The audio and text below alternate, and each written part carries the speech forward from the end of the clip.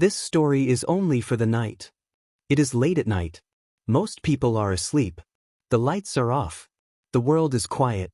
Right now, there is only my voice. If you are listening to this after midnight, I want you to look around your room once. Because some stories are not just meant to be heard. They are meant to be felt. They say there are certain hours at night when the distance between this world and the other one becomes very thin. Things we don't see in daylight come closer in the darkness. Tonight, I'm not just going to tell you stories. Tonight, I want you to ask yourself one question. Before you turn off the light, are you really alone in your room? Ghost Story 1 Inch the sound at 3 a.m. Ali was an ordinary man. A long workday, constant stress, and a habit of sleeping very late. That night, he placed his phone on the side table and closed his eyes. The room was silent, only the ticking of the wall clock. Then suddenly, 3 a.m. At the exact moment the clock changed, a faint sound came from the corner of the room. Moving. Ali kept his eyes closed. He told himself. It was just his imagination. But then, like someone dragging their feet across the floor. His heart started beating faster. So, very slowly, he opened his eyes. The room looked empty. But the door that was closed before sleeping, was half open. Ali sat up, trying to calm himself. He reached for the door to close it. That's when he felt it. Cold breath, right next to his ear. And then a whisper. Ali.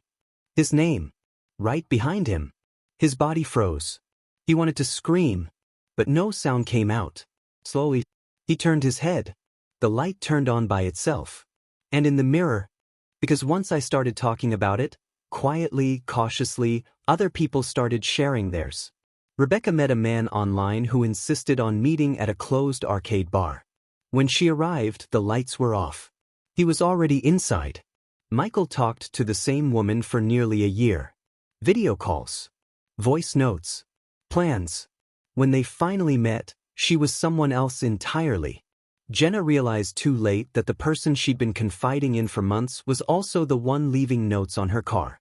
Different stories. Same pattern. Slow trust. Careful patience. Calculated familiarity. And then control. The moment someone hesitates. The moment they say no. The moment they try to leave. That's when the danger reveals itself. Because predators don't rush. They wait. They let you build the illusion yourself. And when it breaks, you blame yourself for trusting too much instead of questioning why someone worked so hard to earn that trust in the first place.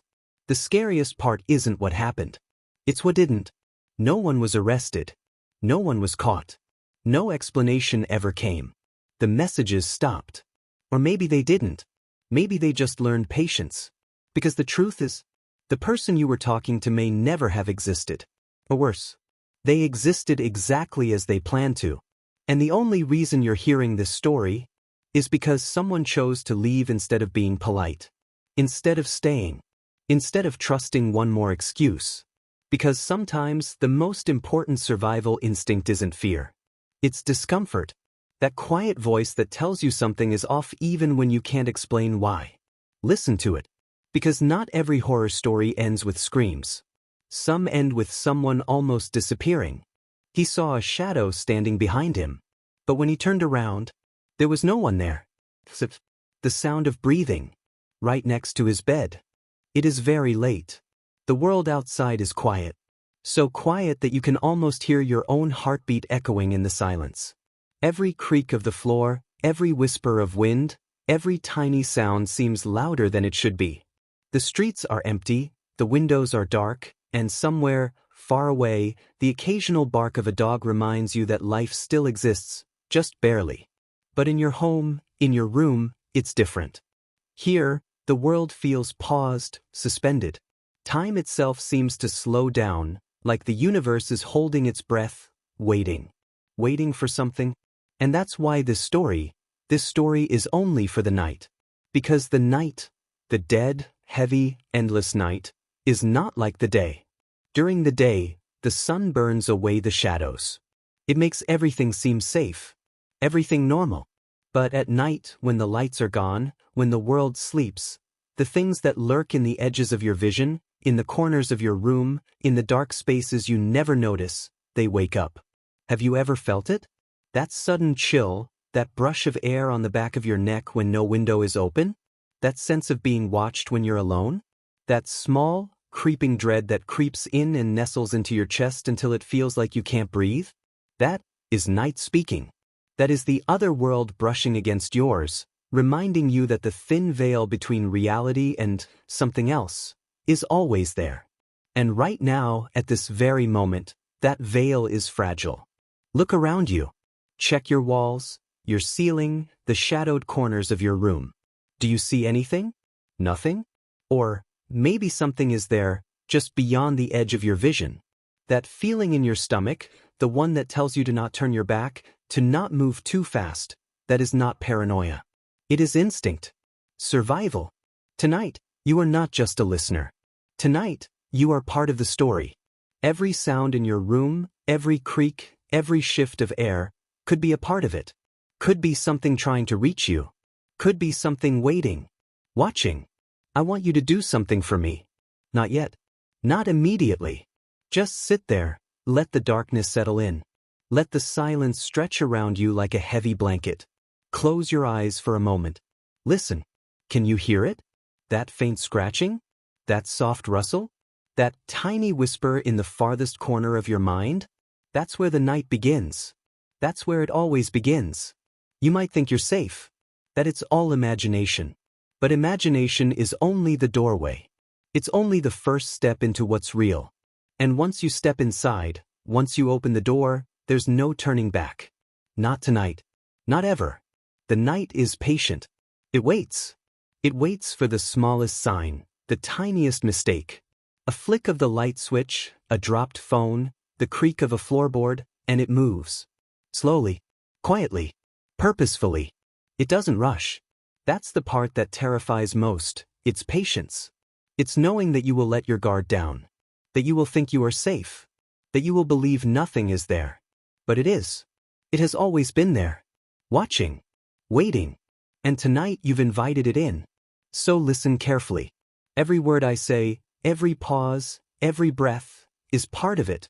Every story I tell, every shadow, every sound I describe, is a bridge into the night. And when you hear the first creak, the first whisper, the first movement, you will know. You are not alone. You have never been alone. And now, in this hour, in this exact moment, you will feel it. This story is only for the night. Only for those brave, or foolish, enough to listen when the world sleeps. Only for those willing to feel the darkness, to meet the shadows, to see what hides in the silence. And once you begin, once the first story reaches your ears, there is no turning back. Because the night does not end. Not until dawn. And sometimes, not even then. It is late. So late that the world itself seems to hold its breath. Outside, the streets are empty, wrapped in darkness, like a blanket that hides everything. The occasional flicker of a streetlight, the distant hum of a car engine, all of it feels surreal, almost as if time itself has slowed down, paused, waiting. And here you are. Alone. Or at least, you think you are. The lights are off. Your room is silent, except for the faint sound of your own heartbeat. Every tick of the clock, every shift of the wind outside, every whisper of the floorboards under your feet, all of it seems louder than it should be. This story is only for the night. Because the night is different. During the day, the sun burns away the shadows. The world feels safe, familiar, predictable. But the night has a mind of its own. It stretches the corners of your room, turns your familiar walls into unseen watchers, fills the air with whispers you cannot place, and makes you question every shadow you see. Have you ever noticed it? The sudden chill on the back of your neck, when no window is open. The sense of being watched, even when no one is there. The tiny voice in your mind that warns you, don't turn around. Don't move too fast. Don't look. That is the night speaking. And tonight, it has your full attention. The calm before the storm. Listen carefully. The night isn't loud. It doesn't announce itself. It waits. Patiently. Quietly. And when you least expect it, it moves. A floorboard creaks in the distance. Or maybe it's the wind, or maybe it's not. The shadows on your walls stretch a little too far. They move when you're not looking. They seem to lean closer when you blink. You might be tempted to laugh. Tell yourself it's imagination. Tell yourself it's just your mind playing tricks. But imagination is only the first step, the first door into what is real.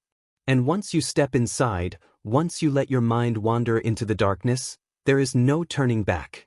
The whispering darkness. Tonight, you are not just a listener. You are part of this story. Every sound you hear, every shadow you see, every brush of air against your skin, it is connected to the night. It is connected to the things that wait just beyond sight, to the things that feed on silence, patience, and fear. Do you hear it? That faint scratching sound, coming from somewhere behind you? Or the soft whisper, almost like someone breathing, but not quite human? The night knows your name. It knows when you are awake, when you are asleep. And now, as you listen to this, it knows you are aware. And awareness is dangerous. The night doesn't rush. It waits. It studies you. And when it decides, it moves. Step into the room. Look around your room. Every corner, every dark shadow, every reflection in the mirror, it is watching. Waiting. Breathing. Do not underestimate it. Do not think that closing your eyes or turning away will help. You are already inside its world. And once inside, the night doesn't let go. Feel your heart. Listen to your surroundings. Every creak, every sigh of air, every flicker of light could be part of it. Could be the first warning. Could be the last. And remember, it is patient. It waits for your smallest mistake. A dropped phone. A floorboard creak. A glance over your shoulder. It notices. It moves. And it doesn't need permission. Some nights, you may feel the comfort of silence. You may tell yourself, it's just the wind, just the old house settling, just my imagination. But tonight is not like other nights. The shadows are not asleep. They twist and curl as if breathing, moving just out of the corner of your vision. The walls are listening. Every whisper, every footstep, every little sound you think is ordinary. They register it. They catalog it. The silence is not empty. It has weight. It has shape. It has a presence you can feel crawling along your spine. And somewhere, in the darkest corner of your room, something is watching. A small twitch of movement. A fleeting shadow that disappears when you look directly at it. A chill on your shoulder. A cold, unnatural touch that you don't remember feeling. A whisper in your head, one that sounds familiar, yet is not your own thought. It doesn't announce itself. It doesn't call out. It doesn't knock. It simply waits. And suddenly you realize, you are not alone. Not in your room. Not in your house. Not even in the night. The boundary between reality and nightmare thins. Fragile as glass. And there you stand, teetering on the edge. The shadows and whispers pressing closer. Watching, waiting, patient. The invitation expanded. Do you want to know what truly hides in the shadows? Do you want to feel the night come alive around you, crawling, slithering, stretching beyond the limits of what you thought was possible? Because once you continue, once the first story reaches your ears, the threshold has been crossed. There is no turning back. The stories you are about to hear, they are not just stories. They are mirrors reflecting the things that move in the unseen corners, in the spaces where the light cannot reach. They are warnings, invitations, sometimes traps. And as you listen, remember, keep your lights on just a little longer. Hold on to reality with both hands, even if it begins to slip. Because the night, it is patient. It is relentless. It is alive. And it knows you are listening. Every creak of the floor. Every shiver down your spine. Every shadow that flickers in your vision. All of it belongs to the night. Do not be fooled. Do not ignore it.